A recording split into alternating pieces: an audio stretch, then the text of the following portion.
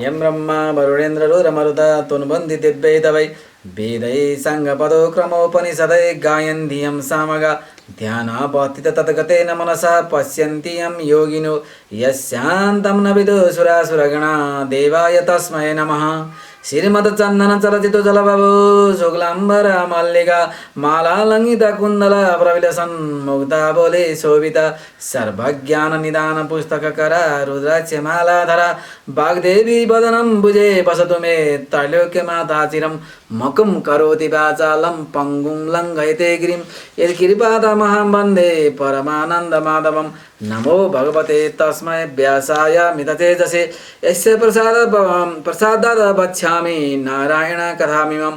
नारायणं नमस्कृतं नरं चैव नरोत्तमं देवीं सरस्वतीं व्यास ततो जयमुदीरयेत्। स्वस्थानि जगदीश्वरी। कुमारजी आज्ञा गर्नुहुन्छ हे गस्ते मुनि। संसारको स्वरूप हेर्दा स्पष्ट भन्न सकिन्छ। यसमा हरेक कुरा कुनै यन्त्रको चक्र घुमिरहेको छ, किनभने आश्रयको गति जस्तो हुन्छ आश्रितको पनि त्यस्तै हुन्छ। विश्वमा रहेका दृश्यका याजनमा वस्तुको आश्रय काल हो। त्यो कालचक्र निरन्तर एकछिन नरोकी घुमिरहन्छ। जस्तै अहोरात्र 7 12 तिथि महिना ऋतु अयन वर्ष युग मनन्तर कल्प यिनीहरूको कालचक्र अनादिकालदेखि अनन्त काल तक फन्का खाइरहन्छ। त्यसैले त्यस्ता चक्रवर्त समान कालको आश्रित सृष्टि पनि त्यसै गरी घुमिरहन्छ। जुनसुकै चक्रको पनि घुमाइ हेर्दा छर्लङ्ग थाहा हुने कुरा हो। आधा भाग चक्रको तल्लापट्टि सर्कन्छ, आधा भाग माथिल्लापट्टि सर्कन्छ। त्यस्तै ब्रह्माण्ड प्रकृतिको गति पनि चक्रावर्त झैँ फन्का खाइरहन्छ। त्यस्ता सृष्टि दुई किसिमको हुन्छ, एक व्यष्टि सृष्टि र अर्को समष्टि सृष्टि। त्यसैले चक्रावर्त घुम्ने प्रकृतिका फन्कामा व्यष्टि सृष्टिको धारा तलदेखि माथि धाउँछ। अतएव तमगुणबाट चढ्दै सत्वगुणसम्म पुग्दछ। समष्टि सृष्टिको प्रवाह चक्र भने माथिदेखि तलतिर ओर्लन्छ। यसै उसले ब्रह्माण्डमय प्रकृतिमा सृष्टिका अनादिका कालमा सत्वगुण बहुल सत्ययुग आउँछ। त्यसपछि क्रमशः रजोगुण र तमोगुणको बाहुल्यका तारतम्य अनुसार त्रेता द्वापर र कलियुगहरू प्रस्फुटित हुँदै जान्छन्। यस किसिमको युगचक्र लाखौं पटक चक्कर खाइरहन्छ। ब्रह्माण्ड प्रकृतिको गतिविधि पनि सुस्त सत्वगुणको भुक्तान गर्दै रजोगुणतिर घुम्दै फिर्दै आखिर तमोगुणका चञ्चलका अञ्चलमा घुर्सन पो लाग्दछ, जसबाट ब्रह्माण्ड तमोमय हुन जान्छ। चलिरहेको कल्प प्रलयको अगाध उत्तरमा विलीन हुन्छ। यसलाई भन्दछन् प्रलय कल्पान्त, सृष्टिको अवसान तथा ब्रह्माण्ड प्रकृतिका एउटा चक्रवर्ती गतिको समाप्ति। यस ब्रह्माण्ड प्रकृतिका चक्रावर्त गतिका सिद्धान्त अनुसार यस कुराको अठोट गर्न युक्तै हुन्छ। कुन कुरा भने ब्रह्माण्ड प्रकृतिमा सबभन्दा पहिले सत्वगुण बहुल विकास हुनाले प्रथम सृष्टिकालमा सृष्टि हुने मानवहरू पनि पूर्ण सत्वगुणमय हुन्छन्। परन्तु दैवी जगतमा भने यसको उल्टो अपरिपूर्ण तमोबहुल असुरहरू सृष्टि हुन्छन्। किनभने ब्रह्माण्ड प्रकृतिको अर्थात् समष्टि सृष्टिको गति तलतिर जाने हुनाले त्यसको सञ्चालन गर्ने तामसिक शक्ति भएर असुर पनि पहिले नै उत्पन्न हुन्छन्। त्यसपछि मात्र देवताहरूको सृष्टि हुन्छ, अर्थात् दैवी पहिले अपरिपूर्ण असुर उत्पन्न हुन्छन्, त्यसपछि देवताहरू उत्पन्न हुन्छन्। मानव सृष्टिमा पहिले परिपूर्ण मनुष्य उत्पन्न हुन्छन्, त्यसपछि क्रमशः अधिकार र कर्तव्य तारतम्य अनुसार सृष्टिको वेग उँधो घर्कँदै आउँदा अल्प ज्ञान र अल्प शक्ति भएका मानिसहरू जन्मन थाल्दछन्। सब पदार्थका शक्तिहरू अचिन्तनीय छन्। हाम्रा अचिन्तनीय ज्ञानद्वारा तिनीहरूको स्वरूप थाहा हुन सक्दैन, किन्तु अचिन्तनीय ज्ञानद्वारा मात्र थाहा पाउन सकिन्छ। हाम्रा चिन्तनीय युक्ति तर्कहरू त्यस ठाउँमा मौन सिवाय अरू केही काम गर्न सक्दैनन्। शास्त्रतिर दृष्टि दिँदा सर्व पदार्थहरू शक्तिहरू अचिन्त्य ज्ञान गौचर हुनाले सृष्टि रचना आदि शक्तिको अधिष्ठाता ब्रह्माको स्वाभाविक काम हो भन्ने सिद्धान्त पाइन्छ। हुन त कति ईश्वरले आफ्नो विभूति दर्शाउन सृष्टि गरेको भन्दछन्। कोही सपना जस्तो हो, वास्तवमा केही होइन हो के त भने मायाको विकास मात्र हो भन्दछन्। ईश्वरको इच्छा मात्र हो भनी कुनै भन्दछन्। कोही कालबाट भएको हो भन्दछन्। भोगको निमित्त सृष्टि हुन्छ भनेर कति भन्दछन्। क्रीडाका निमित्त जगत रचना गरेको हो भनेर भन्ने पनि छन्। तर ती सारा पक्षहरू विचारशीलका समक्षमा चिरकाल तक अड्दैनन्। वास्तवमा हो के त भने सृष्टि गर्नु ब्रह्माको एक स्वभाव हो। त्यस्तै सच्चिदानन्द विज्ञानकन्द ब्रह्मदेवको पनि सृष्टि गराउने स्वभाव हो, प्रकृति हो। त्यो स्वभाव आगाको तातो पानीको चिसोपना जस्तो छ। त्यस व्यापक ब्रह्मसत्ताको अभाव भएको देशकाल कुनै छैन। अतएव उनकी शक्ति स्वरूपिणी प्रकृति अथवा महामायाको पनि सत्ता सर्वत्र छ। प्रकृति त्रिगुणमयी हुनाले ज्ञान सत्तारूपी ब्रह्म व्यापक हुनाले जड प्रकृतिमा चेतनाद्वारा स्पन्दन हमेसा भइरहनु पनि स्वभाव सिद्ध कुरा हो। त्यसैले सत्ताका आश्रयमा स्पन्दन धर्मिणी प्रकृतिका स्वाभाविक स्पन्दन अनुसार अनन्त सृष्टिधारा प्रभावित हुनु पनि स्वाभाविक हो। त्यसमा पनि ब्रह्म निमित्तक मात्र हो। सृष्टिका निमित्तक त वस्तुको आफ्नो आफ्नो प्रकृति नै मूल महाप्रकृतिद्वारा प्रेरित भएर सृष्टिको काम गर्दछ।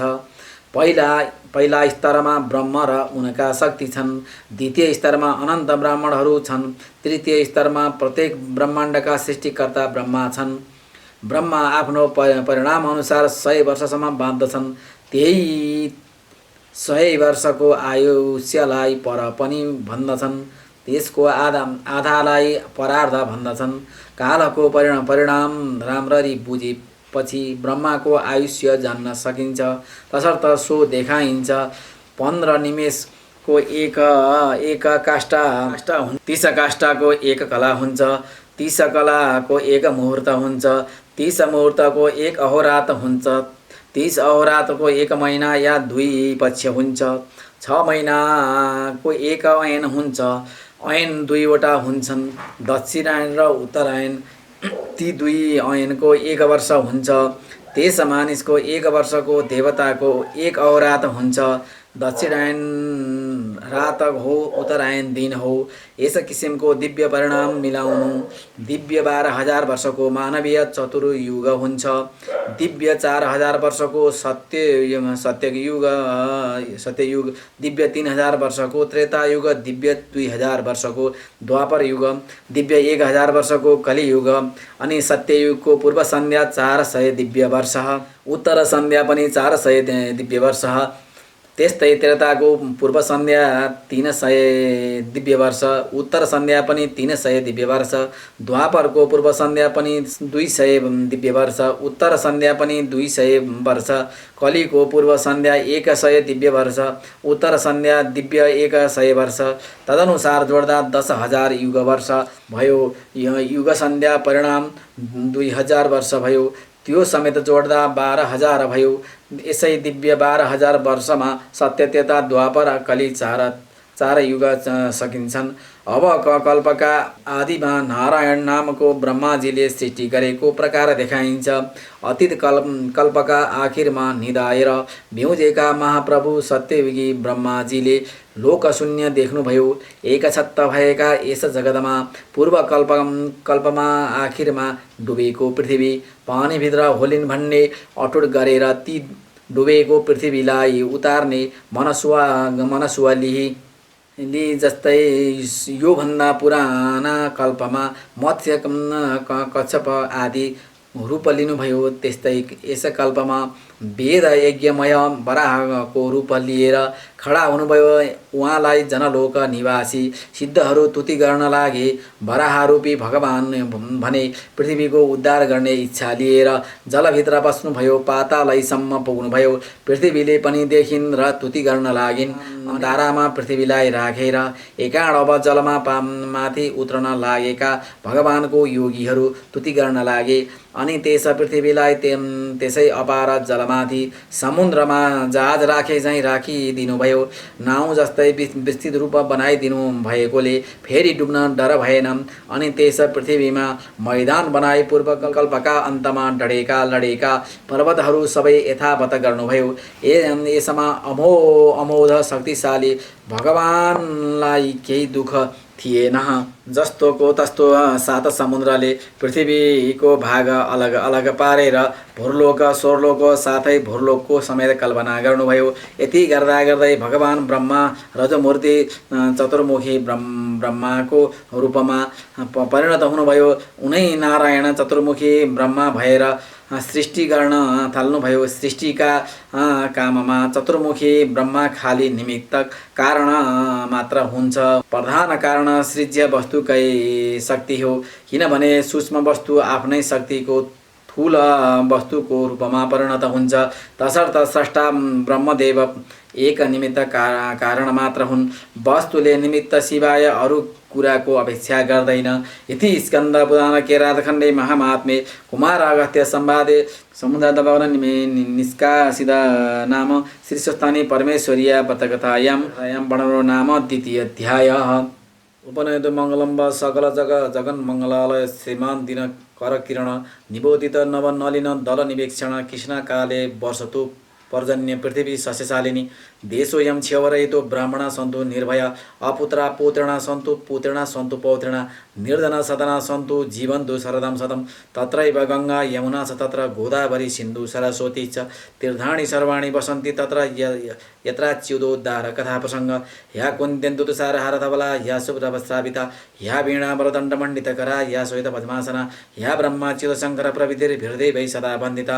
सा मां पातु सरस्वती भगवती निशेषजाड्यावहा काहे न वाचा मनसिन्धिर्वा बुद्धतमना वा प्रकृतिनुसावात् करोमि यद् सकलं परस्मै नारायणायति समर्पये तत् स्वस्थानि जगदीश्वरी।